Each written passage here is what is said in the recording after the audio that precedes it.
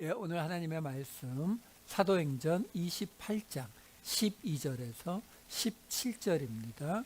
사도행전 28장 12절에서 17절 말씀 제가 읽어드리도록 하겠습니다.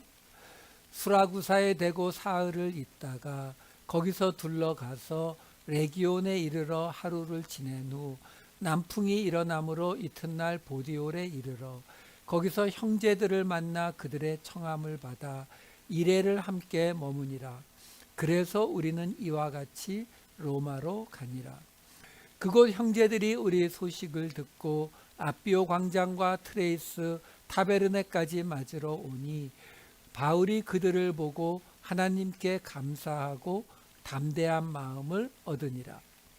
우리가 로마에 들어가니 바울에게는 자기를 지키는 한 군인과 함께 따로 있게 허락하더라. 사흘 후에 바울이 유대인 중 높은 사람들을 청하여 그들이 모인 후에 이르되, 여러분 형제들아, 내가 이스라엘 백성이나 우리 조상의 관습을 배척한 일이 없는데 예루살렘에서 로마인의 손에 죄수로 내준 바 되었으니. 아멘. 예, 지지난주에 우리는 이 멜리데 섬의 배의 파손으로 인해서 그 멜리데 섬에 도착했던 사도 바울의 일행이 독사에 물리기도 하고, 그래서 그 섬에서 가장 높은 보블리오라는 사람을 만나서 대접받기도 하고, 그 섬에서 있었던 일들을 살펴보았었습니다. 그때에도 제가 말씀드렸다시피 이 사도행전이 단순히 이런 일들이 있었다라는 것을 그냥 쭉 나열하려고 적은 책이 아니었잖아요. 그동안 우리가 보았다시피 많은 일들 중에서 누가가 그야말로 기도하면서 뽑아서 적어 놓은 것들이에요. 그러니까 이 이야기들에는 항상 복음이라고 하는 기준을 가지고 이 이야기들을 살펴보아야 한다라는 겁니다. 그래서 지난주에 이 멜리데 섬에서 있었던 이야기도 그렇게 설명을 해드렸던 것이고요. 자, 그 멜리데 섬에서 겨울을 다 지내고 나서 이제 배에 타고 이제 로마로 향하게 됩니다. 그 이야기의 시작이 오늘 28장 13절에 이렇게 나와 있었죠. 거기서 둘러가서 레기온에 이르러 하루를 지낸 후 남풍이 일어나므로 이튿날 보디올에 이르러. 여기에 지금 여기 들려서 보디올이라고 하는 곳에 갔다라는 거예요. 이 보디올이라고 하는 곳은 우리에게는 나폴리로 알려진 곳이에요. 나폴리 그 도시가 있는데 바닷가 항구 도시죠. 그 나폴리의 항구 도시에 이쪽 바닷가 쪽으로 붙어 있는 또 작은 소도시예요. 지도를 찾아보니까 요즘 이름이 포티울루스, 아니 요즘 이름이 아니라 그 헬라 이름이 포티울루스라고 나오는 곳이에요. 그러니까 왜 여기가 등장하냐면 여기까지 배를 타고 가서 여기서부터는 이제 육로로 북쪽 로마로 한 220km 정도 되더라고요. 그 정도 거리를 이제 육로로 가는 거예요. 자, 그 육로로 가는 이 보디올에 도착해서 육로로 가게 되는 그 시점의 이야기가 14절 말씀이에요. 거기서 형제들을 만나, 보디올이죠. 거기서 만나서 그들의 청함을 받아 이레를 함께 머무니라. 그래서 우리는 이와 같이 로마로 가니라. 자, 여기에 바울이 죄인의 신분인데 어떻게 7일씩이나 형제들하고 머물 수 있었는지 이런 거는 우리가 따질 의미가 없어요. 왜? 거기서 군인들도 7일을 머물면서 쉬었을 수도 있거든요. 더 이상의 자료가 없기 때문에 그거는 우리에게 큰 문제가 되질 않아요. 문제가 되는 것은 이 14절의 끝부분, 잠깐만 다시 14절을 잠깐 보여주세요. 14절의 끝부분에 그래서 우리는 이와 같이 로마로 가니라, 요 부분이에요. 여기에 동사로 나온 가다라고 나온 이 엘코마이라고 하는 동사가 가다의 뜻도 있고 오다의 뜻도 있어요. 그래서 이게 왜 문제가 되냐면 지금 로마는 아직 220킬로가 남았거든요. 근데 지금 이 보디올이라고 하는 항구에 도착했다고요. 그러면 여기서 지금 우리 본문처럼 여기서 도착해서 이제 로마로 간다 라고 말해도 되는데 어떤 학자들은 그렇게 말하지 않고 이게 오다의 뜻도 있기 때문에 그래서 우리는 이와 같이 로마에 왔다 이렇게 해석하기도 한다라는 거예요. 그러면 어느 쪽이 뭐 문법상으로는 갔다 왔다 어느 쪽으로 봐도 똑같아요. 그런데 이 이야기를 그냥 단순히 아까 말씀드렸다시피 그냥 있었던 일의 기록으로 본다면 왜 그러냐면은 아까 잠깐 읽었었지만 이 16절에 가면은 우리가 로마에 들어가니 하고 나오거든요. 그러니까 여기는 아직 200km나 남은 곳이니까 로마에 왔다라는 것은 좀 시점상으로 맞지 않다라는 게 같다라고 주장하는 학자들의 입장이에요. 그런데 이게 복음적인 측면에서는 어떻게 볼 수 있을까라는 거예요. 결론부터 말씀드리면 저는 후자. 그래서 우리는 이와 같이 로마에 왔다 라는 것으로 저는 보는 거예요. 왜 그렇게 보느냐면은 지금요 이 로마에 지금 왔다라고 하는 이 사건이 그냥 있는 사건이 아니라 이미 주님께서 바울에게 나타나서 이야기한 사건이거든요. 23장 11절을 보시면은 이렇게 나와요. 그날 밤에 주께서 바울 곁에 서서 이르시되 담대하라. 내가 예루살렘에서 나의 일을 증언한 것 같이 로마에서도 증언하여야 하리라 하시니라. 사실 사도행전에 보면 많은 기적들이 나오지만 이렇게 사도행전 안에서 하나님께서 직접 주께서 직접 사도 바울에게 로마라고 하는 곳에 가게 될 것을 이야기하시고 지금 실제로 이루어지는 것까지 이 사도행전 안에서 다 기록이 되고 있잖아요. 이거는 결코 작은 일이라고 볼 수 없거든요. 그러면 이 누가가 이 사도 바울의 이야기를 듣고 그리고 본인도 이 일행에 있었을 거예요. 우리가 그렇게 짐작을 합니다. 그 누가가 지금 이 로마에 왔다 라는 이 말을 로마에 갔다? 왜? 16절에 있는 우리가 로마에 들어가니 라는 그 말은 그 뒤에 이어지는 말들이 있거든요. 거기에 비해서 여기는 지금 그래서 우리는 이와 같이 이렇게 로마에 왔다. 이 말은 바로 금방 보았던 23장 11절 말씀처럼 주께서 말씀하신 대로 우리는 로마에 도착했다 라고 말하는 것으로 볼 수도 있다라는 거죠. 그러면 그렇게 생각을 하게 되면 한 가지 문제가 뭐냐면 아직 200km가 넘게 남았어요. 200km면 열심히 걸어도 일주일은 걸리거든요. 그러니까 일주일이나 남았는데 왜 여기서 로마에 왔다라는 선포를 하게 되느냐?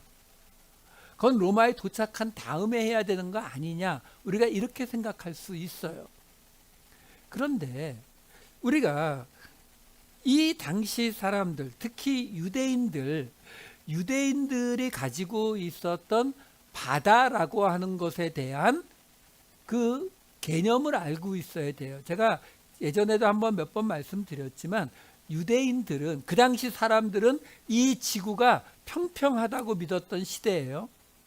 평평하고 그 땅 끝까지 가면 뚝 떨어지는, 그래서 밑바닥이 없는, 무저갱이 그거예요. 밑바닥이 없는 곳으로 그냥 떨어지는, 그래서 땅 저 멀리에는 뚝 떨어지는 거고, 그리고 바다가 있는 곳이 있잖아요. 그럼 바다도 보이는 그 끝에 가면 뚝 떨어지게 되어 있다라고 세상을 생각했던 때예요.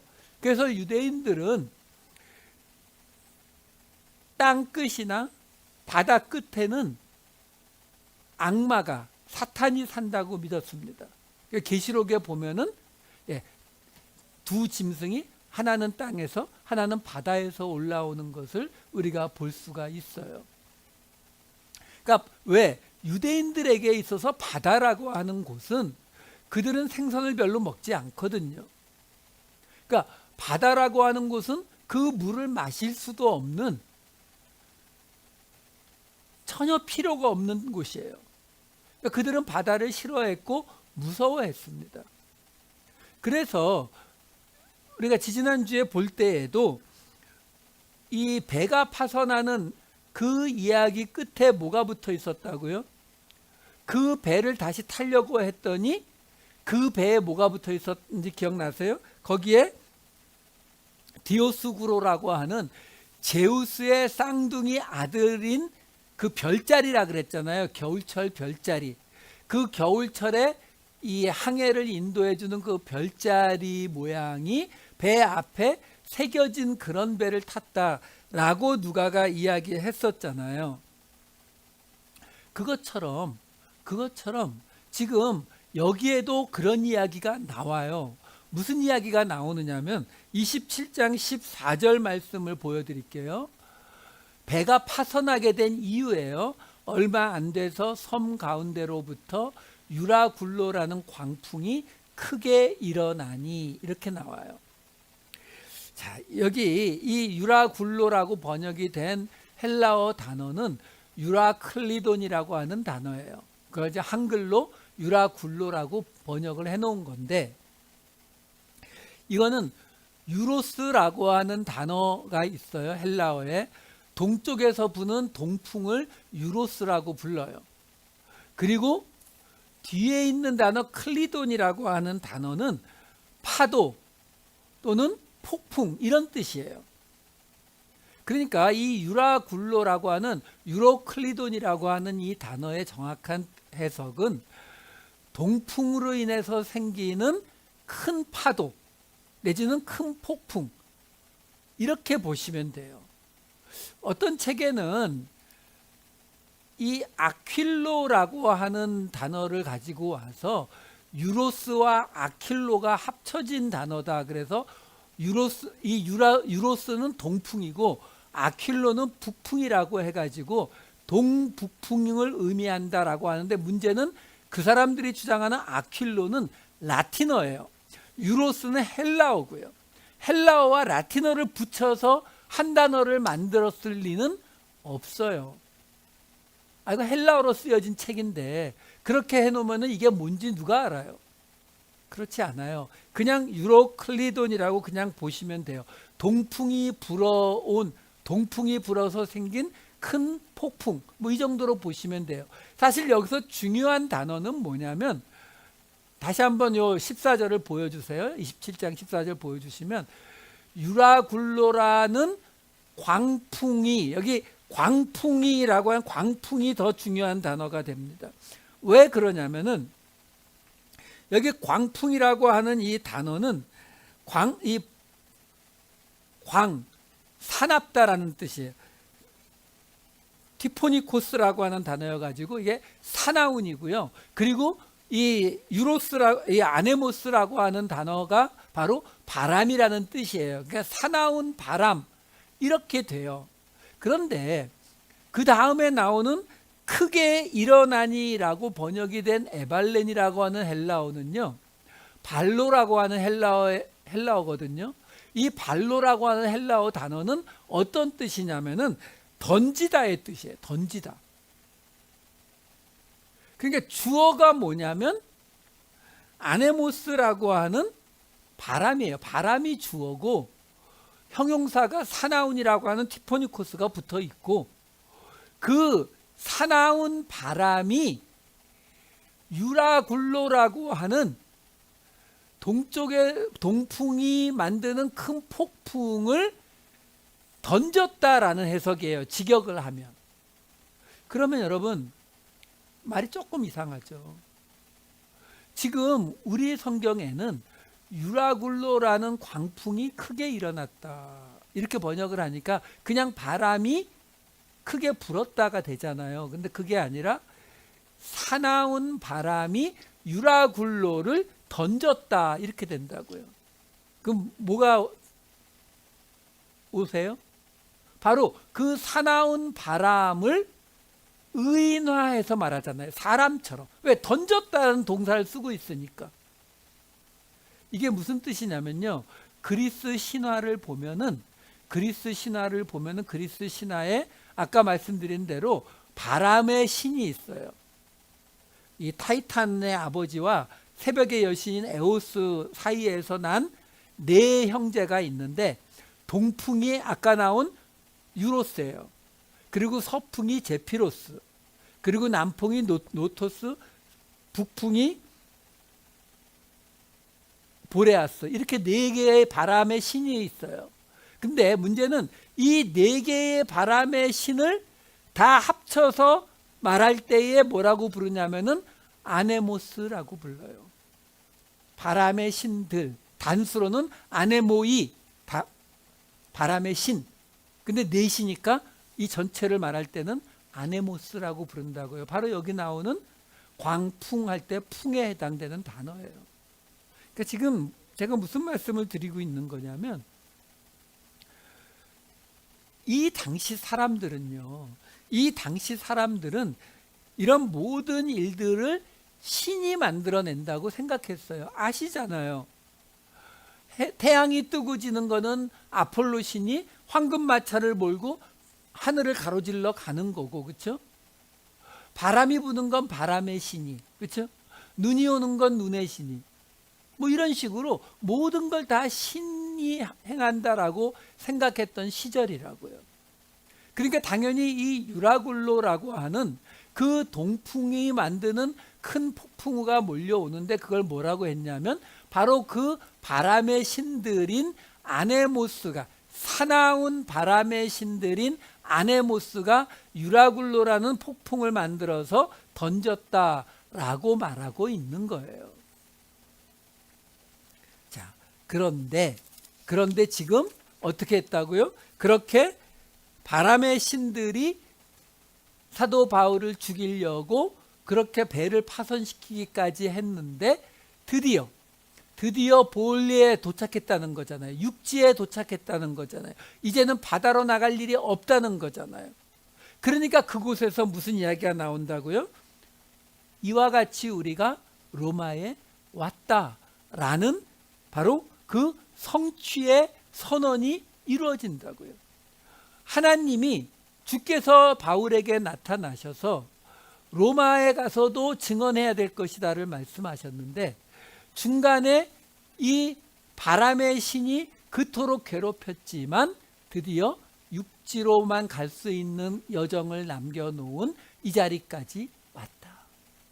자, 이렇게 해석이 되는데 왜 이렇게 해석을 안 한다고요?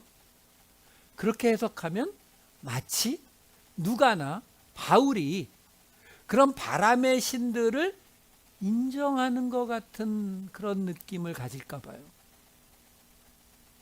근데 그렇지 않아요. 여러분, 여기서 우리가 알 수 있는 게 뭐예요? 바로 성경은요, 철저하게 믿지 않는 자들, 이게 지금 복음을 전하는 이야기잖아요. 복음을 들어야 할 그 청취자의 수준에 맞추어서 적어졌다는 것을 잊으시면 안 돼요. 그러니까 창세기 맨 앞에 나오는 이야기를 가지고 하나님께서 세상을 창조하신 모습을 그대로 알려줬다고 생각하시면 안 된다고요. 왜? 그때에 하나님께서 이 우주를 어떻게 만드시고 그 우주를 만드신 후에 지구를 만드시고 지구가 사람이 살 수 있는 환경이 되어가는 그 과정들을 하나님이 설명하면 아까 말씀드렸던 것처럼 세상이 평평한 줄 알고 있었던 그 시대에 사람들이 이해합니까? 못해요. 그러면 그걸 그래도 설명해 줬으면 좋겠다라는 생각이 드세요? 아니요. 그랬다가는 성경은 하나님의 구원의 이야기, 복음의 이야기를 하는 게 아니라 그거 설명하다 다 끝나요. 그러니까 그런 걸 다 일일이 고쳐주지 않으세요. 여기도 마찬가지예요. 그래서 그들이 알고 있는 그 수준에서 이야기해 주는 거예요. 왜? 어차피 유일신이신 하나님을 믿게 되면 어차피 나머지 생각들은 나중에 떨어져 나가도 상관이 없다라는 거예요. 여러분, 우리가 이런 걸 좀 생각해 보실 필요가 있어요. 그러니까 마치 어느 레벨, 그냥 예수를 믿는 순간에 그냥 어느 레벨에 탁 올라가는 것 같은 착각을 우리는 너무 많이 해요. 그렇지 않아요. 끊임없이 우리가 변화돼 가는 거예요. 그게 성화고 나중에 영화로 가는 과정이라고요. 근데 그렇지 않고 그냥, 그렇죠? 교회를 처음 나와도, 예, 어릴 때 교회를 오면은 유년부 들어가고 중고등부 들어가서 배울 기회가 있는데, 어른이 돼서 교회를 오면은 교회 온 지 일주일밖에 안 된 사람이나 30년, 50년 된 사람이나 똑같은 설교를 들어야 되잖아요. 여러분, 이거는 문제가 있죠. 당연히. 우리가 자꾸 다쳐져요. 우리끼리의 용어를 사용해요. 여러분, 우리는 잘 익숙해서 모르지만 회개라든가 화목이라든가 뭐 은혜라든가 이런 단어들을 교회를 전혀 다니지 않는 사람들 앞에서 사용하시면 그 사람들이 알아듣지를 못해요. 우리하고 다른 개념으로밖에 못 받아들입니다. 근데 우리는 그 이야기로 복음을 전하려고 하잖아요. 그렇게 안 돼요. 왜? 세상 사람들이 알아듣지 못하는 언어로 해봐야 무슨 소용이 있어요. 아주 오래전에 청계천에 가면은 평화시장이라고 있었어요. 옷을 파는 시장이거든요. 그러니까 지방에 있는 옷 장사하시는 분들이 거기서 옷을 대규모로 사가기도 하는 그런 곳이에요. 거기에 좀 싸다고 이야기 들어서 옷을 사러 가봤는데 문제가 뭐냐면요. 옷을 몇십 장, 몇백 장을 사러 온 사람들이 옆에 있으면은 저희한테 가격을 말해요. 바지 하나에 10,000원입니다 라고 말하는데 도매상한테는 그렇게 말할 수가 없으니까 그들만이 사용하는 은어를 사용합니다. 그러니까 제가 들어도 모르게. 도매상한테는 바지 하나에 5,000원 이렇게 말하는데 제가 무슨 말인지 못 알아듣는 말을 사용해요. 그러면 여러분, 사회에서 그런 은어를 사용하는 집단이 어떤 사람들이 있어요? 가장 대표적인 게 조직폭력배, 깡패들이죠. 이게 다른 언어를 사용하게 되면 그 언어를 모르는 그 집단에 속해 있지 않은 사람들이 느끼는 느낌이 그래요. 지금 누가가 이 로마에 도착하는 이 사건을 이야기하면서 철저하게 듣는 사람들의 입장에서 이야기를 해주고 있다라는 거예요.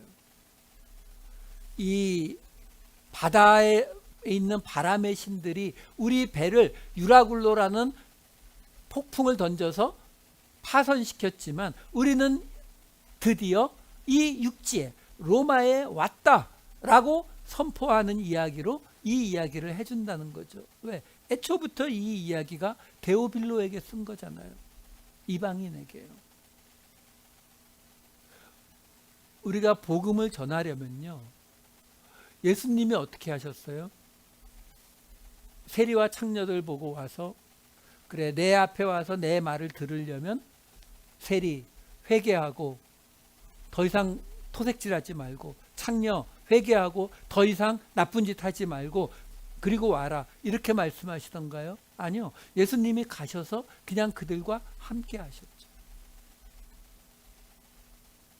복음을 전하려면요, 그들과 함께 있는 자리로 내려가셔야 됩니다. 우리가 도덕적으로 윤리적으로 더 나을 수 있어요. 왜? 그 사람들, 세상 사람들보다는 우리는 그래도 하나님의 법을 또 지키려고 노력하니까 그럴 수 있다고요. 그런데 그렇다고 해서 우리가 그들보다 더 높은 자리에 있다고 생각하시면 그거는 은혜의 구원을 받은 사람의 모습이 아니에요. 우리는 1만 달란트 탕감 받았잖아요. 그건 다 동의들 하세요. 근데 100데나리온 빚진 자를 가만 보면 우리는 감옥에 넣지도 않지만 그렇다고 그 사람의 빚을 탕감해 주지도 않는 그냥 어정쩡한 자리에 있는 것 같은 느낌을 많이 받아요. 아니요. 은혜는요, 철저하게 우리에게서 흘러나갈 수 있어야 은혜입니다. 나는 은혜로 구원받았지만 나는 지금 형편이 안 되기 때문에 나로부터 다른 은혜가 흘러나갈 수는 없어요. 이거는 아니에요. 왜? 은혜는 흘러나가지 않으면 썩습니다. 죽은 사해바다가 돼요. 갈릴리 호수가 살아있는 이유는 헐몬산에서 내려온 물이 흘러나가기 때문이란 것을 잊으시면 안 된다라는 거예요. 자, 그리고 나서 그래서 이 이야기의 끝이 28장 15절에 이렇게 나오는 겁니다. 그곳 형제들이 우리 소식을 듣고 아비오 광장과 트레이스 타베르네까지 맞으러 오니 바울이 그들을 보고 하나님께 감사하고 담대한 마음을 얻으니라. 여기 아비오 광장은 로마로 들어가는 큰 길이에요. 뭐 그런가 광장이라는 단어가 있으니까 괜찮고, 트레이스 타베르네라고, 타베르네가 식당을 뜻하기도 하고 식당과 함께 있는 숙소를 뜻하기도 해요. 여관. 트레이스는 3이에요. 그러니까 뭐 3관 이렇게 번역을 했더라고요. 예.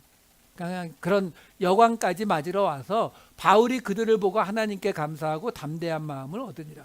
여기서도요, 우리가 사도 바울이 이 볼리까지 형제들이 맞으러 나온 그 모습을 보고 하나님께 감사했다는 건 이해가 돼요. 근데 담대한 마음을 얻었다? 이거는 조금 이상하죠. 왜? 여기 담대한, 이 달소스라고 하는 이 단어는 말 그대로 담대한 용기 이런 뜻이거든요. 이미 3번의 선교 여행에서 산전수전 다 겪은 바울이 형제들이 오는 걸 보고 기뻐했다, 감사했다, 뭐 이랬다면 이해가 되는데 담대한 마음을 얻었다? 그 조금 이상하잖아요. 그렇죠? 그런데 바다를 건너와서 이제 로마에 왔다라고 생각하게 되면 그러면 담대한 마음을 얻었다라는 말이 이해가 되죠. 왜? 하나님이 자기에게 나타나셔서 내가 로마에 가서도 증언해야 될 것이다 라고 말씀하셨는데 그게 드디어 이루어진 것과 다름없죠. 이제 육로로 가는 일만 남았고 사도 바울은 누구하고 같이 가요? 로마의 군인들이요. 죄인들을 호송하는 군인들과 같이 가잖아요.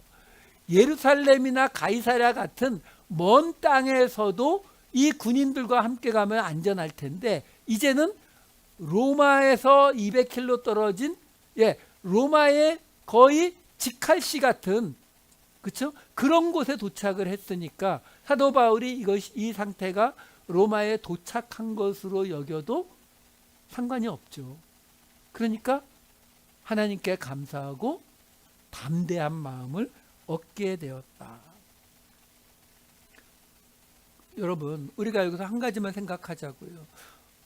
우리가 하나님의 일을 감당한다고 할 때에 가장 많이 우리가 오해하는 부분이 하나님의 일을 감당하면, 교회에서 봉사를 하면, 선교를 하면, 이러면 우리가 하는 그 일들이 하나님께서 탁탁탁 아주 스무스하게 풀려나갈 수 있도록 잘 인도하실 것이다. 그래서 그렇게 실제로 그렇게 일이 잘 풀려나가면 하나님께서 우리를 인도하고 계시는 것이다. 우리가 하나님과 함께하고 있는 것이다. 이렇게 해석하는 경우가 너무너무 많아요. 근데 정말 그럴까요? 정말 그렇다면 도대체 사도 바울이 몇 번씩 파선하고 40에 하나가만 매를 몇 번씩 맞고 강도 만나고 온갖 고생을 겪은 건 도대체 언제 겪은 거예요? 복음을 전할 때는 모든 일이 탁탁 풀려나가고, 그리고 여행할 때 복음을 직접 전하지 않을 때 그런 고난들을 겪었나요? 그건 아닐 거 아니에요. 아니요. 하나님이 우리에게 맡기신 일들은 결론, 끝에서는 이루어져요. 근데 그 과정은 어떤 때는 스무스하게 풀려갈 수도 있지만 어떤 때는 사도 바울처럼 끝없는 고난으로 점철될 수도 있어요. 스무스하게 풀려가면 그렇게 생각하세요. 하나님께서 도와주시는구나. 근데 너무 많은 고난이 있으면 기대하세요. 그 끝에서 우리가 받을 영광이 얼마나 크길래 이렇게 많은 고난이 있을까? 이렇게 생각하시면 돼요. 지금 사도 바울이 그동안에 그런 얘기 없었잖아요. 그렇죠? 예루살렘에서부터, 왜? 아까 내가 로마에서도 증언하여야 하리라라고 하는 말씀을 받은 건 예루살렘이라고요. 근데 그때로부터 가이사라에서 2년을 있었죠. 그렇죠? 그 기간들을 다 지내고 이제 배를 타고 오는데 이번엔 또 배가 파선했잖아요. 그래서 멜리데 섬에 갔다가 겨울을 지내고 이제 겨우 드디어 로마에 가까운 땅에 도착한 거잖아요. 그러니까 그동안 사도 바울이 이 문제를 가지고 언급한 적이 없다가 여기에 와서 담대한 마음을 얻으니라. 왜?